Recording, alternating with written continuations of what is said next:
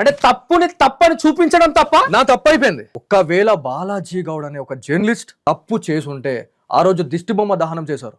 నేను బాసర గడ్డ పైన ఈ బాసర విషయంలో కల్పించి నేనేమన్నా రాసున్నా పెట్రోల్ పెట్టి అగ్గి పెట్టేరి సజీవ దహనం అయిపోతా. ఇంతకన్నా నేను ఇంకేం చెప్పాలి? మాట్లాడుతూ రెండు విషయాలు కూడా మాట్లాడారు. హిందూ ఆలయం వద్ద ప్రాస్టిట్యూషన్ మాఫియా, ఇది నిజమా? ఖచ్చితంగా.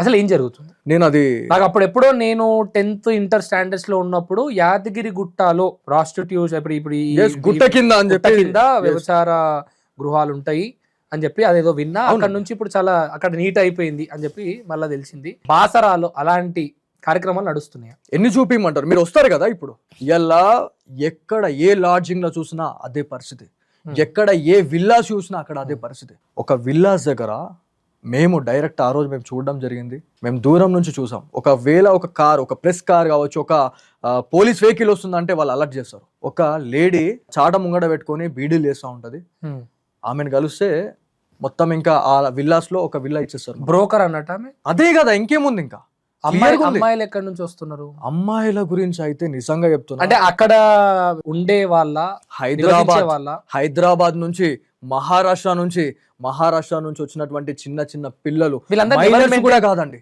ఎవరు మెయింటైన్ చేస్తున్నారు? ఎవరు మెయింటైన్ చేస్తున్నారు అంటే వీళ్ళంతా లాడ్జింగ్ లో ఉన్న వాళ్ళు గుట్టు చప్పుడు కాకుండా ఇదంతా చేస్తాం. భక్తులు పోయి ఉండాల్సినటువంటి రూమ్లలో అవును ఇలాంటివి చేస్తే మరి పవిత్రత ఎక్కడుంది? అక్కడ ఎక్కడుందని అంటున్నా. నేను కూడా అదే ప్రశ్నిస్తున్నా కదా.